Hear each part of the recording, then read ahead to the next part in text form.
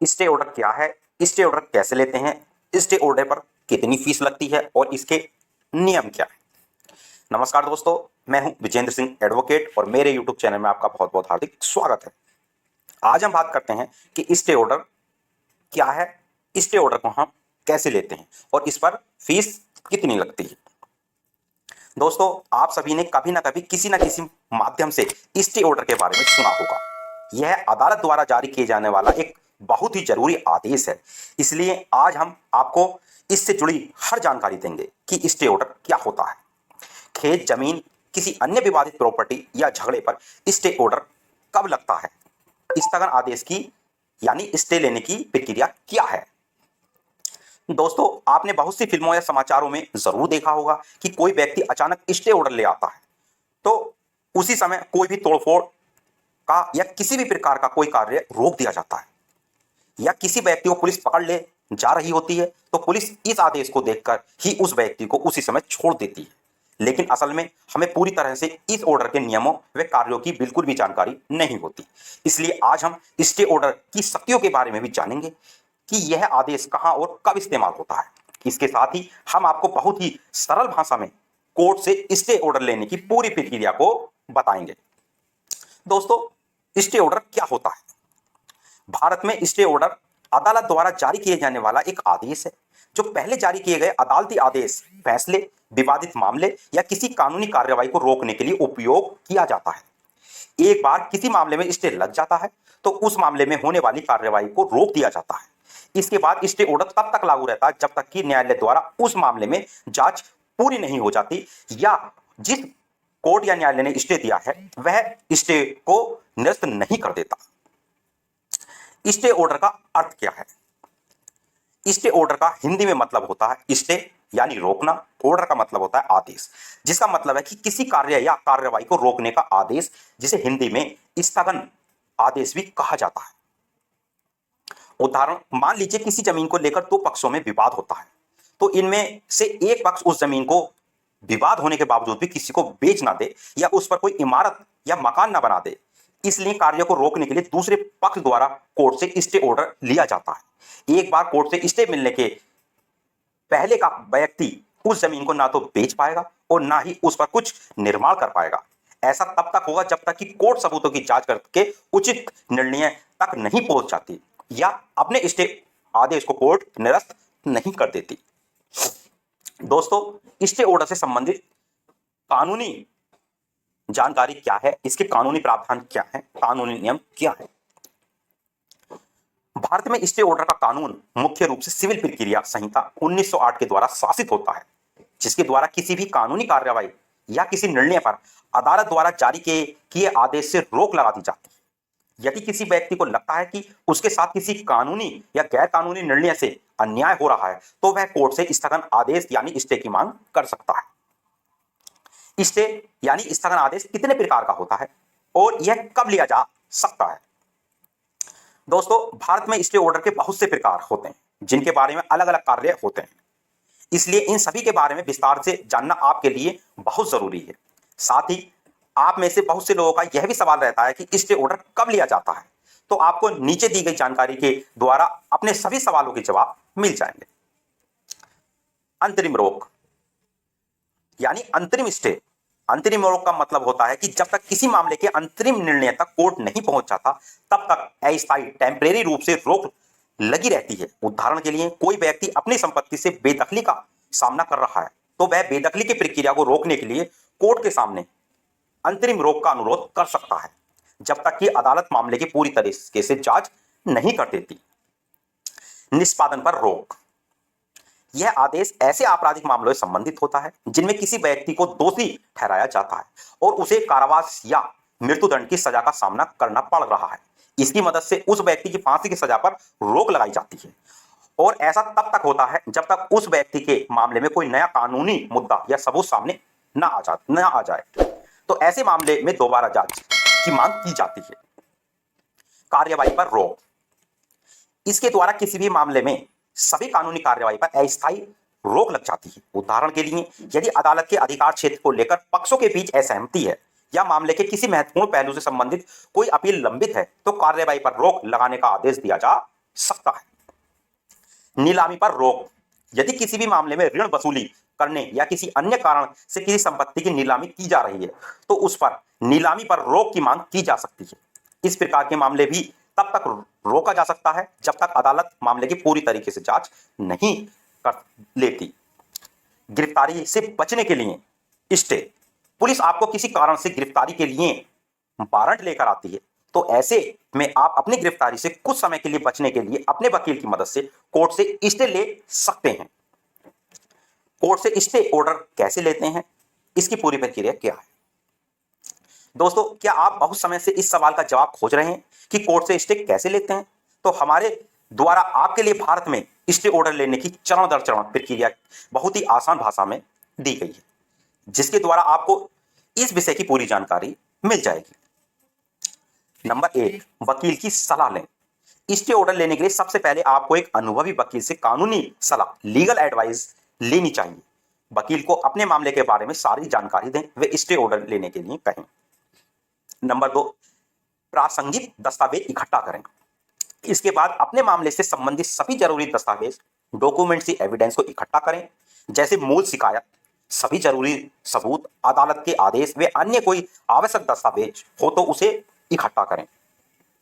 Number 3, एक याचिका तैयार कराएं। इसके बाद अपने वकील की मदद से स्टे ऑर्डर के लिए एक याचिका तैयार करें। इस याचिका में आप स्टे ऑर्डर लेना चाहते हैं उन सभी बातों का जिक्र करें।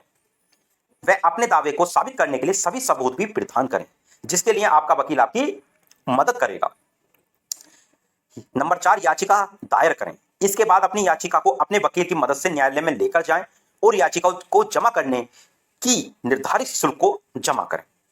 नंबर 5, विरोधी पक्ष को नोटिस भेजें। आपकी याचिका दायर हो जाने के बाद अपने विरोधी पक्ष को नोटिस भिजवाएं। इसमें आप दूसरे पक्ष को आपके द्वारा दायर की गई याचिका व अन्य जरूरी दस्तावेजों की प्रति पहुंचाएं। नंबर 6, सुनवाई में भाग लें। इसके बाद अदालत आपके मामले की सुनवाई के लिए तारीख निर्धारित करेगी। इसके लिए अदालत द्वारा दी गई तारीख पर आपको अपने वकील के साथ अदालत में उपस्थित होना पड़ेगा।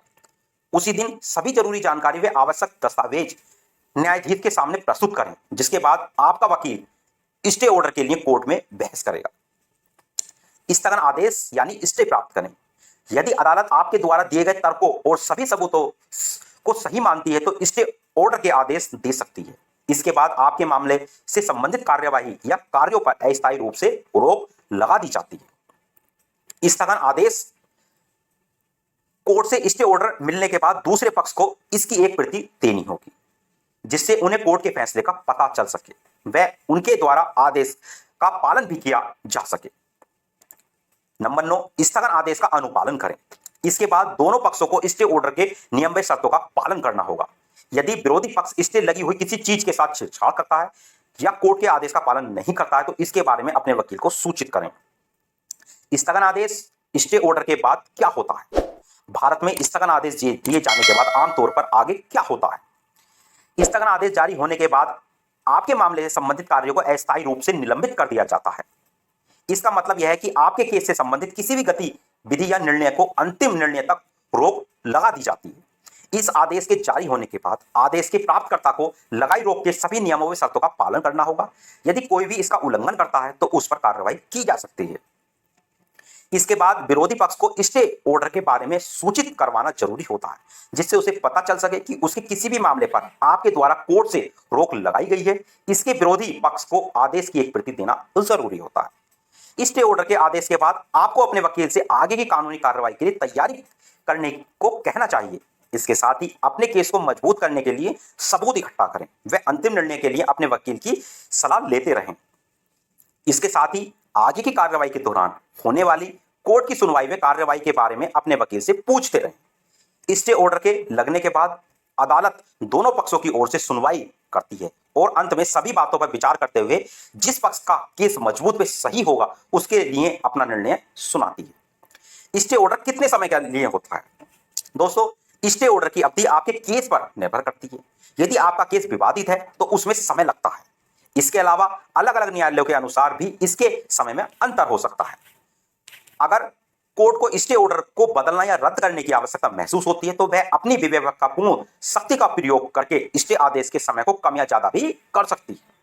कुछ विशेष परिस्थितियों में भी स्टे ऑर्डर के समय को बढ़ाया जा सकता है या उसे समाप्त भी किया जा सकता है। स्थगन आदेश यानी स्टे न मानने पर क्या परिणाम होंगे, क्या कार्रवाई होगी। यदि कोई व्यक्ति स्थगन आदेश यानी स्टे का उल्लंघन करता है तो उसे भारतीय कानून के अनुसार गंभीर परिणामों का सामना करना पड़ सकता है। इसके लिए चलिए जानते हैं कि कोर्ट का स्टे ऑर्डर न मानने वाले व्यक्तियों पर क्या कार्रवाई हो सकती है। कोर्ट की अवमानना करना। स्थगन आदेश यानी स्टे ऑर्डर का उल्लंघन करना न्यायालय की अवमानना माना जाता है, जिसका अर्थ होता है न्यायालय के आदेशों का अपमान करना, और यह एक दंडनीय अपराध है। जुर्माना।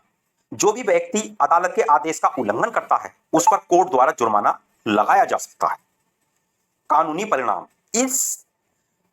इन आदेशों का उल्लंघन करने से आपके मामले की कानूनी स्थिति पर बहुत गलत प्रभाव पड़ता है, जिसके कारण कोर्ट के सामने आपकी विश्वसनीयता कमजोर हो जाती है और कोर्ट ऐसे मामलों को नकारात्मक रूप से देखती है। आपराधिक कार्यवाही। कुछ मामलों में इन आदेशों का उल्लंघन करने पर आपके खिलाफ आपराधिक मामला भी दर्ज किया जा सकता है, जिसके कारण आपको गिरफ्तार कर मुकदमा भी दर्ज किया जाकर जेल भेजा जा सकता है। कोर्ट से स्टे ऑर्डर लेने में कितनी फीस लगती है। दोस्तों, अक्सर आप में से बहुत से लोगों के मन में यह सवाल रहता है कि स्टे ऑर्डर लेने के लिए कितना खर्च आता है और स्टे ऑर्डर की फीस कितनी होती है। तो चलिए जानते हैं कि स्टे ऑर्डर लेने के लिए भारत में कितनी फीस लगती है। वकील की फीस। स्थगन आदेश लेने के लिए सबसे पहले आपको एक वकील की आवश्यकता पड़ती है। इसके लिए आपको अपने लिए किसी अच्छे वकील का चयन करना पड़ता है। आप जितना अनुभवी अच्छा वकील अपने केस के लिए करेंगे उतनी ही ज्यादा फीस आपको देनी पड़ेगी। इसलिए किसी वकील को अपना मामला सौंपने से पहले उसकी फीस के बारे में अच्छे से जान लें। न्याय शुल्क। स्थगन आदेश यानी स्टे आदेश के लिए याचिका दायर करते समय आपको न्यायालय के द्वारा तय किए गए शुल्क का भुगतान करना होता है। कोर्ट की फीस आपके हिसाब से अलग अलग हो सकती है। इसके अलावा अलग अलग राज्यों के आधार पर भी फीस में बदलाव मिल सकता है। ये फीस संबंधित राज्य सरकार द्वारा निर्धारित की जाती है और कुछ 100 रुपए से लेकर कई हजार रुपए तक हो सकती है। इसलिए याचिका दायर करते समय अपने मामले पर लागू होने वाली अदालती शुल्क के बारे में अपने क्षेत्र या अपने वकील से पूछताछ जरूर कर लें। प्रोसेसर सर्वर शुल्क। कुछ मामले में विरोधी पक्ष को इस आदेश का नोटिस देने की आवश्यकता पड़ती है। इसके लिए प्रोसेसर सर्वर की फीस की भी आवश्यकता पड़ती है। एक व्यक्ति होता है प्रोसेसर सर्वर, जिसका काम किसी आदेश, नोटिस या कानूनी प्रक्रिया के दौरान दस्तावेजों को दूसरे पक्ष तक पहुंचाना होता है। अन्य खर्च। इन सब के अलावा भी आपका कुछ अन्य चीजों पर भी खर्च आ सकता है, जैसे सभी दस्तावेजों की फोटोकॉपी कराने में नोटरी शुल्क, विरोधी पक्ष को दस्तावेज भेजने के लिए कोरियर खर्च जैसे खर्च देने पड़ सकते हैं। दोस्तों, अगर मेरी वीडियो पसंद आई हो तो मेरे चैनल को सब्सक्राइब करें और वीडियो को लाइक व शेयर जरूर करें।